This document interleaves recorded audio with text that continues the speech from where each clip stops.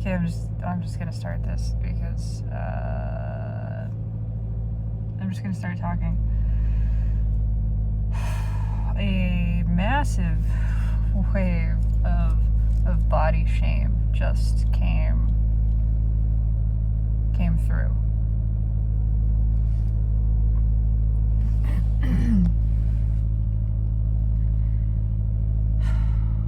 This huge, so I mean, I'll just say the words that are echoing, the thoughts that are sort of spinning around. Fat, just the word fat, like, with such derision. Because first of all, that's not a word that means anything, but it's become loaded, of course.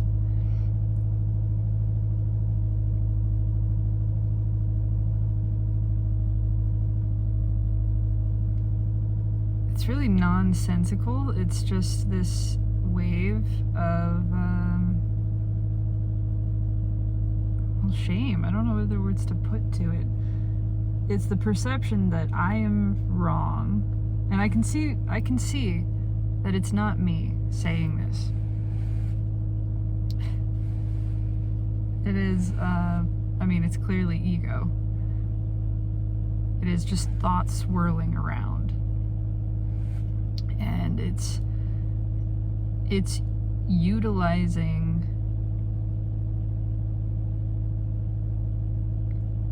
painful feeling, which it generates by the perception of harm. It seems to me that every painful feeling that is not true grief in some aspect, even that too, well, even true grief, but that's a much deeper longing there, I think.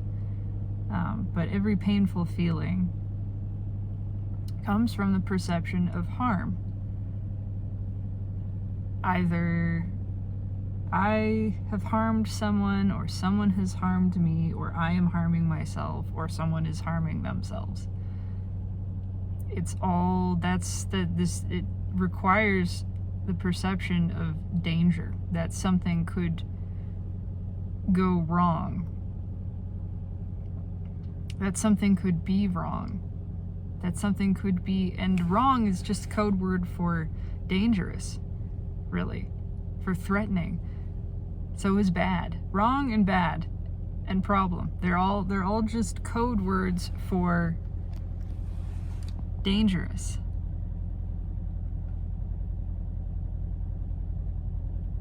For harm. Something that could inflict harm, for harmful.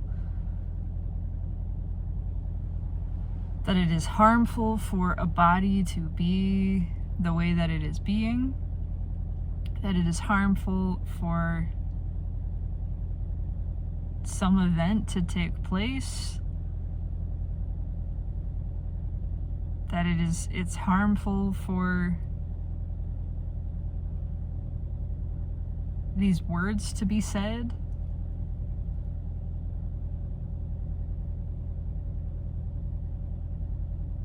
That harm could be created, that harm could be caused. All of the drama of ego, everything that it feeds on, everything that it thrives on, requires the belief, and the belief in the belief, because you're the deeper level, we're the deeper level. We don't believe that harm can happen. We trust the thought that says harm can happen. We trust the mental belief. That's endorsing it. We endorse a belief. We accept. We're the accepting component.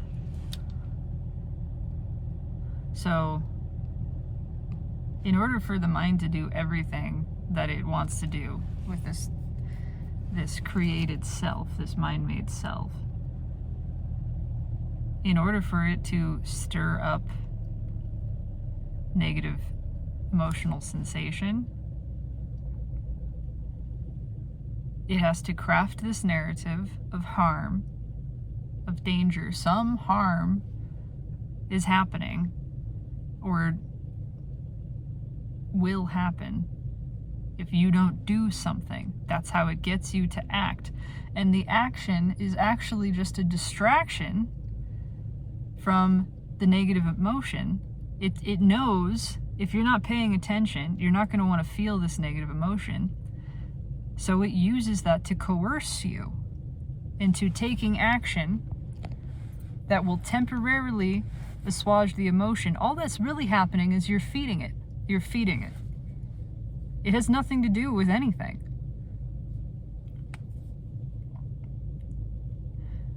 When you agree with ego and you take an action to make it feel better, to make it feel less shame, to make it feel less guilt, to make it feel less fear. When you take an action that is motivated by your endorsement of a belief that it has put forward. I'm fat. I'm unattractive. I'm not healthy. I'm in danger. I'm in trouble. I need to do something. I'm not happy. These are all thoughts that the mind swirls around, presents to you as beliefs, expecting you, hoping you, banking on your unconsciousness. Your unconscious just acceptance of this belief, your endorsement of it, and then taking action to prevent it, to change it. All the mind is getting you to do is to line up with it. It's getting you to line up with it. It's getting you to feed it. It's getting you to take an action to try to change the emotional sensation that it's created, hoping that you will do exactly that, hoping that you will take an action to assuage that emotion because you're not paying attention, because you've been trained into this, because this is how we've been trained. We think society conditions us. The mind has been conditioning us. And then we create a society that stems from the mental conditioning. That's no surprise. This is not... The nexus is not society. That is just an external reflection. That's just a symptom of what's going on in here. Yes, it's reinforced. But all of it is dependent upon your not paying attention. All of it is dependent upon your unconsciousness and your mindless fleeing from the sensations that the mind-made self is creating within you, knowing that they're not pleasant sensations, expecting you to take action to flee from them. That is feeding ego. That's what it is to build ego.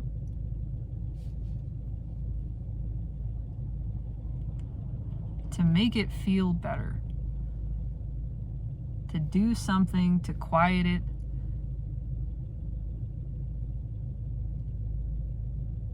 To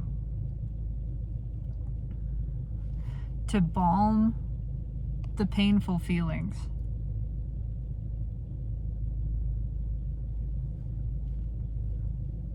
And this is not a statement that is intended to deride or shame anyone about that. This is just a recognition of fact and my personal experience of it, really. It's not to tell anyone what to do, how to live their own lives, how to engage with their own experience of ego. This is not that. This is my recognition of my experience and the way that I see it reflects externally, collectively. And it is to hold myself accountable for my interaction with ego. And saying, I'm not buying it. This is my life experience, and I fully intend to make it an experiment.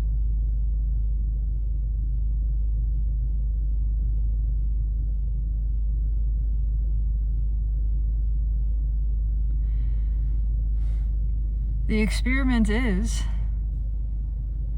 to stop following the directions of ego. To notice any time the sensations of shame or guilt or fear arise, anger too, that one can be a little bit more nuanced because it is pointing to my knowing of a deeper truth. I mean, all of them are. But the anger is where we start to agree, the mind and I. It's just, there's a fundamental difference in our perception. It's showing me something that I know is true that I'm not believing is true. Which is why we get really angry when we follow the shame for a while. When we do shame ourselves, when we allow ourselves to be shamed into things, and then we get angry and we go, that was so stupid, why did I do that? Why did I didn't need to whatever. It's because we know something that we didn't allow ourselves to trust. And so we took an action that was out of alignment. And that's okay. And when we come back again into the perception, it's all about the perception of harm. That's okay. It's okay that action happened. It's okay that the ego got the better of us in that moment. That shame, guilt, fear got the better of us in that moment. And we did something to run from that sensation. And then after the fact, we go, oh God, I see it. But it's okay.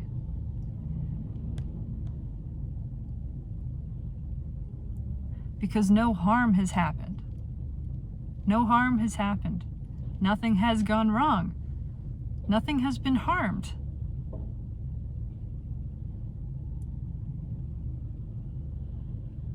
It's all practice. It is all a learning experience, and we're learning how to be ourselves truly.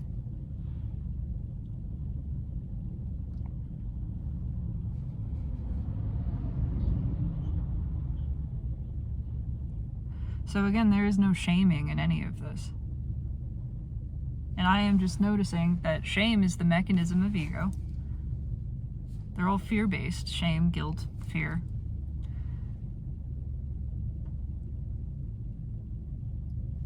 And judgment is the same. Judgment is shaming. It's the mechanism of ego. And all it's trying to do is to get me to follow along so that it can be fed, essentially. So that it can have a little bit more of my life energy flowing through it. So that the illusion of it can sustain a little bit longer. That's it. That's all that's happening.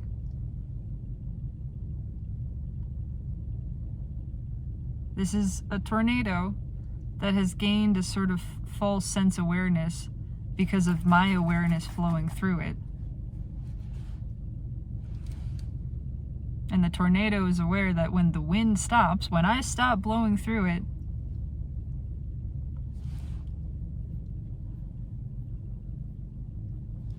that it will end.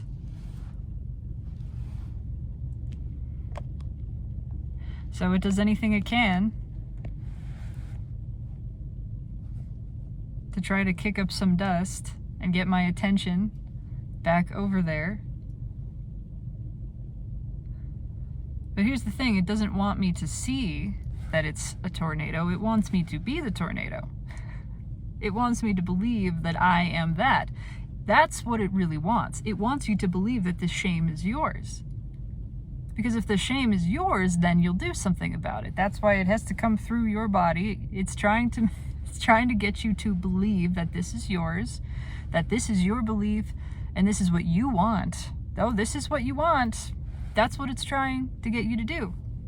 It's trying to get your identification. When you identify, when you choose to trust that thought, when you take it on as yours, when you pick it up as yours, you've stepped into alignment with the mind, and you've reinfused, reinvigorated, revivified ego. And that's all it's seeking. That's all it wants.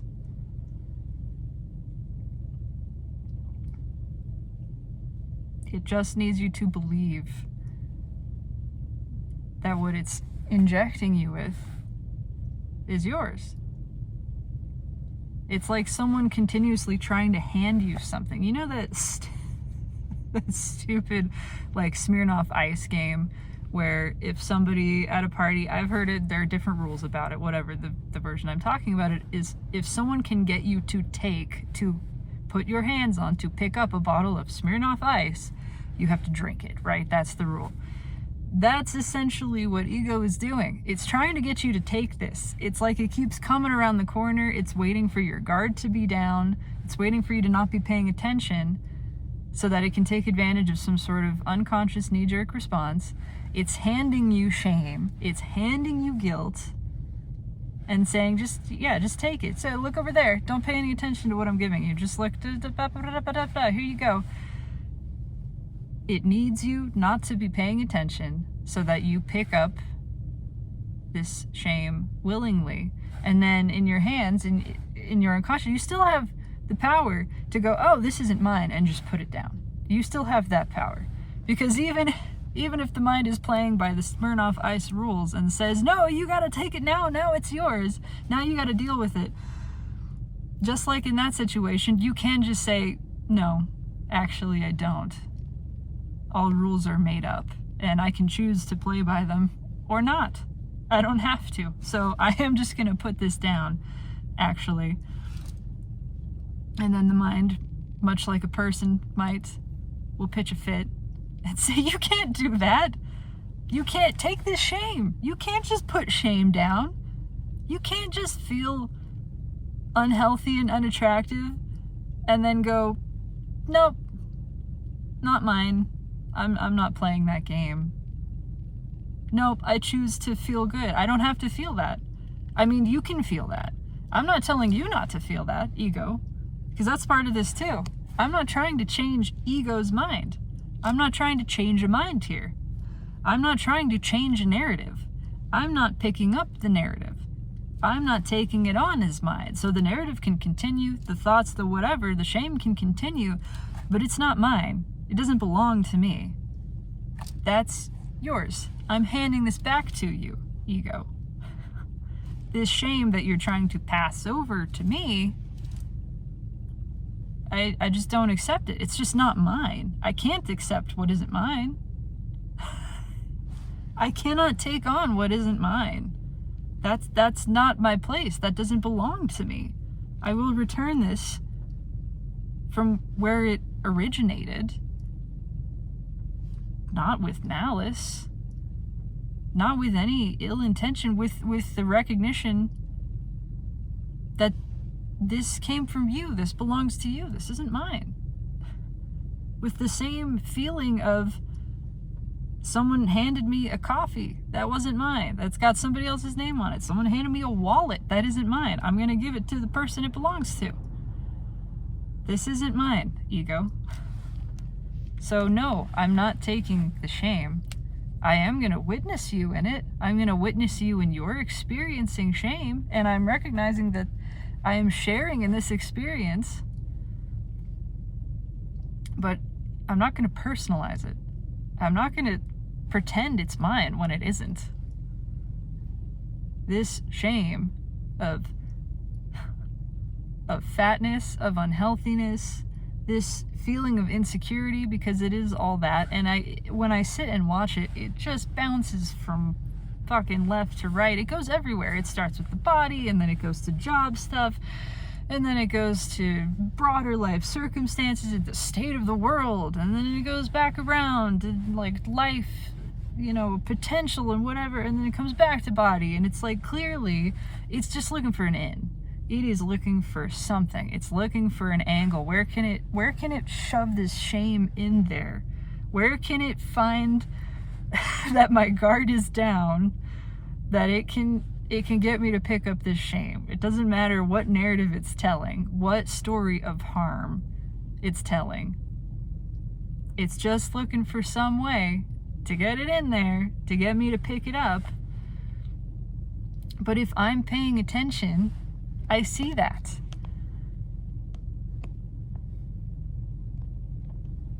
If I'm just watching it, really, truly, I see what's going on here.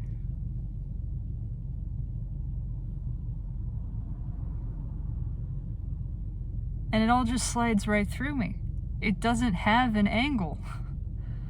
I see that it is just desperately flailing for any way it can get me to take on this belief of shame, take on this belief of guilt, this belief of fear, this belief in insecurity, this belief that I could be harmed, this belief that I could cause harm to myself or another.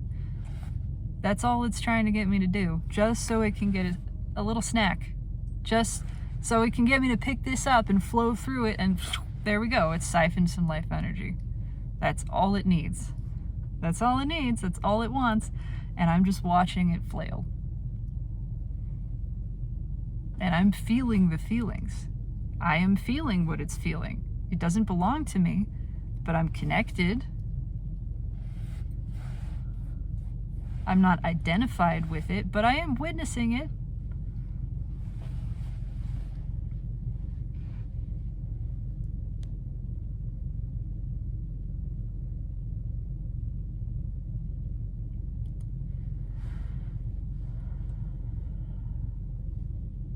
It was not counting on me being willing to feel these feelings, being willing to feel shame, to feel guilt, to feel fear, and not take action to change them, to actually just sit there and feel it and not try to make it go away, not try to make it better.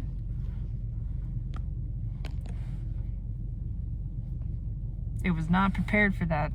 It isn't. It has no other way to do this. This is its only method of attack. And it all boils down to the perception of harm. How can it get you to take on the belief, to pick up the belief, to endorse the belief that harm is happening, that harm is possible, that harm is imminent, that you're causing it, that someone else is causing it to you? How can it get you to pick up the belief of harm? Everything it uses has to do with that. It's all around that. So of course, it doesn't want you to be in touch with true security. It doesn't want you to say, I'm okay feeling the shame that you're feeling. It's not my shame, and I'm not going to do anything about it because I know not only is it not my place, but it's nonsensical. It's farcical. It's against the truth of reality. I know I'm good. I know everything is good. I know I am safe. I know I am secure. I know everyone and everything is secure. I know nothing can be harmed. Nothing real can be threatened, right? That's the phrase from A Course in Miracles. That's what it's saying. There is no harm. There's the illusion. You can play around with the illusion of it, but it's all just illusion. And it's time for me, because it's my desire to stand in this deeper belief, this deeper, it's more than belief, it's truth, it's a knowing. This trust in the knowing that there is no harm, that nothing can be harmed. Harm cannot happen. Harm doesn't exist. I cannot be harmed. Nothing can be harmed. I cannot cause it. I can't create it. I can't receive it. It's not real. Harm isn't real. So all of the emotional sensations having to do with harm and insecurity, it's the same thing. Insecurity is the perception that harm is possible. Security is the knowledge that harm can't happen, that there is no harm. It is quite literally impossible. It is just not a part of the universe. Everything evolves, everything becomes more, everything expands and becomes improved. Always. That's the way it works. That is the flow of this stream. To believe in harm is literally believing against the laws of the universe. It's like believing that water could just run uphill at any given moment. It could just run uphill. Gravity could just reverse.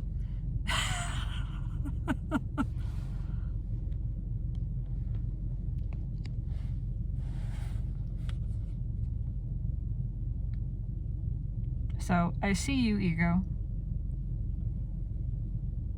I see you. And I hear your shame. And I witness you in it. And I will do nothing to change your shame. Your experience of shame. I accept it. It is happening. And I honor you by validating your emotional experience and witnessing you in it, neutrally, holding nothing but pure, trusting, loving, accepting space for what you are feeling right now, ego. So feel it. I am here. I'm watching. I'm listening. I'm with you. I am not harmed by you. I am not threatened. You are safe to feel this.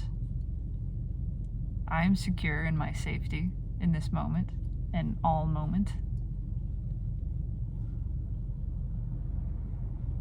So feel away. Feel as deeply as you might. Explore this realm you call shame.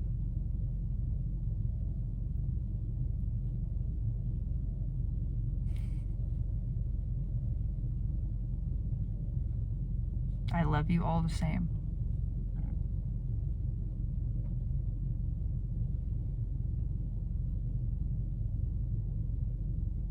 There is nothing that could ever make us more or less.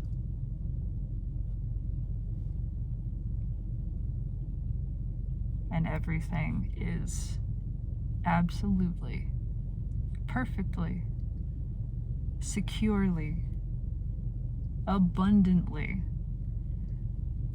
well.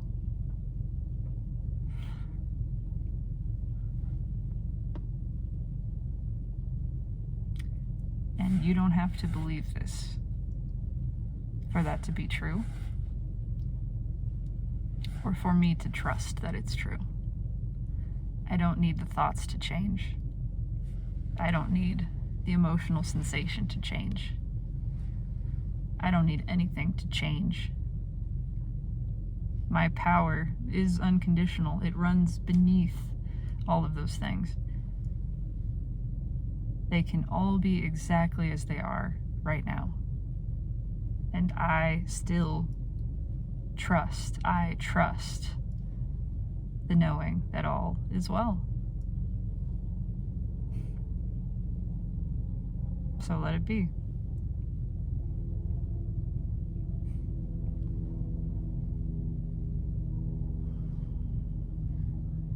I love you. Take it easy.